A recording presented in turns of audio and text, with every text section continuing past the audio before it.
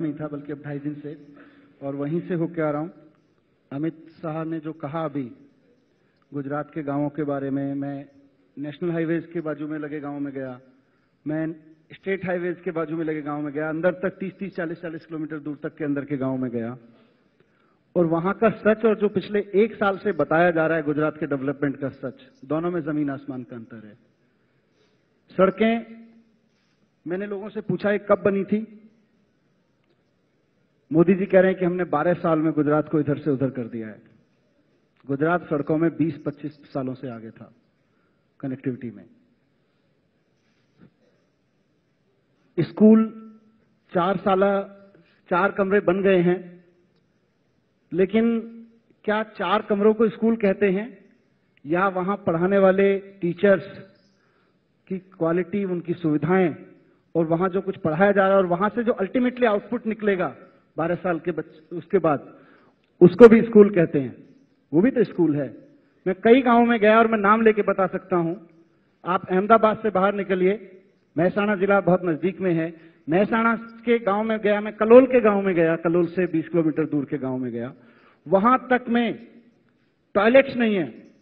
मैंने पूछा, ये बच्चियां आती हैं, बच्चे आते हैं, 4 कमरे बना के रखे हुए हैं, भैया यहाँ टॉयलेट्स हैं कि नहीं? टॉयलेट्स नहीं है जी।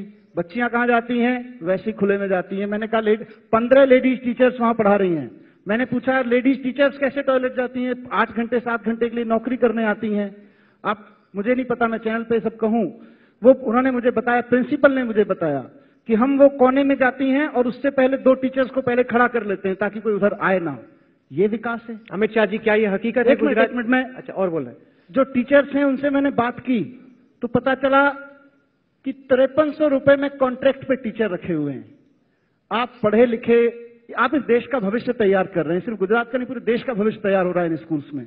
आप 5300 रुपए में एक पढ़े लिखे नौजवान को लाके वहां कॉन्ट्रैक्ट पे 5-5 साल तक उसको 5300 रुपए की नौकरी कराते हो। आप उम्मीद करते हो कि उससे वो भविष्य तैयार करेगा देश का? मैं वाव में एक कॉलेज में गया, बहुत सारे कॉलेजेस में गया, मैं वाव के कॉलेज का आपको बता देता हूं। 618 स्टूडेंट, हायर एजुकेशन के लिए गुजरात सरकार का डेवलपमेंट का सच मैं आपके सामने बताता हूं। 618 स्टूडेंट्स वहां पे कॉलेज में पढ़ते हैं, और वहां पे 2 महीने पहले तक टीचर के नाम पे एक प्रिंसिपल था और कोई नहीं था। वहां के बच्चों ने वहां पे अनशन किया कॉलेज के बाहर बैठ के, तब जाके 2 और टीचर्स की वहां पे भर्ती हुई है। 618 बच्चों को पढ़ाने के लिए 3 टीचर्स हैं। मैंने प्रिंसिपल साहब को सलाम किया, मैंने पूछा आप किस हिम्मत से पढ़ाते हो साहब, किस हिम्मत से पढ़ाते रहे इन बच्चों को? उन्होंने कहा वो सीडीज आती है ना, हम तो सारे क्लासरूम्स में सीडी लगा देते थे। अरे सीडीज से इस देश की हायर एजुकेशन चल रही है क्या? और मैंने पूछा बाकी कॉलेज कहां है? 50 किलोमीटर दूर अगला कॉलेज है, 150 किलोमीटर दूर थी। क्या पढ़ा रहे हैं? आर्ट्स। बच्चे अनशन कर रहे हैं कि साहब हमें कॉमर्स भी पढ़ा दो। उनको 150 किलोमीटर दूर साइंस की एजुकेशन लेने के लिए जाना पड़ता है। क्या ये सच्चाई नहीं है गुजरात की? आप, मोदी कहते हैं गुजरात शाइनिंग, पर अमित शाह, अरविंद केजरीवाल और मनीष सिसोदिया ने तो गुजरात की दूसरी तस्वीर देखी। नहीं, जो सिसोदिया जी ने बात करी वो अर्धसत्य है। जहां तक तनख्वाह का सवाल है, हमारे यहाँ एक नीति बनी है कि 4 साल तक एक फिक्स अमाउंट पर भर्ती होती है, और उसके बाद में जब उसको परमानेंट किया जाता है तो पूरी तनख्वाह दी जाती है। वो फिक्स अमाउंट 5300 रुपए है? हाँ है ना, इसमें कोई दिक्कत नहीं है भैया, ये तो परिपत्रित है, कोई बहुत बड़ा सत्य आप ढूंढ कर नहीं लाए हैं। हाँ, पर और इस देश के पढ़े लिखे लोगों को 5300 रुपए के लिए 5 साल तक। अब मुझे सुन लीजिए ना, हमें जो गुजरात कांग्रेस से मिला उसके 10 साल में भर्ती पर प्रतिबंध लगा था। आर्थिक प्रबंधन इतना खस्ता हाल था कि गुजरात के फाइनेंस डिपार्टमेंट ने भर्ती पर रोक लगा दी थी। उस वक्त कुछ भी कर जब तक भर्ती नहीं करते, ना प्रशासनिक सुधार से पॉसिबल था, ना शिक्षा में सुधार पॉसिबल था। एक पॉलिसी बनाई गई कि किसी भी नए व्यक्ति को, चाहे वो तलाटी हो, शिक्षक हो या कोई और कर्मचारी हो, क्लर्क्स हो, उसको 4 साल तक एक फिक्स तनख्वाह दी जाएगी, और उसके बाद में उसको परमानेंट करने के बाद पूरी तनख्वाह दी जाएगी। और कितने लोग इसी पॉलिसी से भर्ती होकर परमानेंट हो गए हैं और आज पूरी तनख्वाह पा रहे हैं। अच्छा, मैं भर्ती का नया फॉर्मूला गुजरात से समझ के आया हूं। तलाटी की भर्ती हुई 1500, तलाटी माने पटवारी के लिए भर्ती हुई तलाटी के लिए 1500 भर्तियां थी और 1500 भर्तियों के लिए गुजरात में 8 लाख आवेदन आए 5000 रुपए की नौकरी वाले के लिए।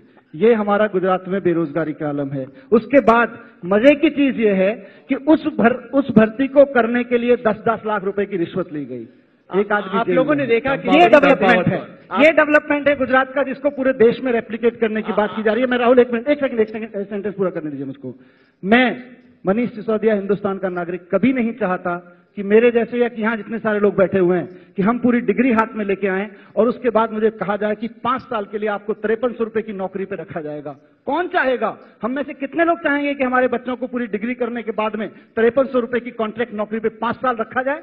और हम में से कितने लोग चाहेंगे, other side of the story, हम में से कितने लोग चाहेंगे कि मेरा बच्चा जाके एक ऐसे स्कूल में पढ़े जहां पे 5300 रुपए की नौकरी पे एक अध्यापक को रखा गया है, उसकी नौकरी नहीं लग रही है। दिलचस्प, पर इसके सीमा बाद की सुरक्षा का भी दिखता है अमित जी, और साथ साथ ये भी दिखता है कि मैं एक गांव में गया था, चरण का नाम है गांव का, सब लोगों ने सुना होगा, गूगल कर लीजिएगा।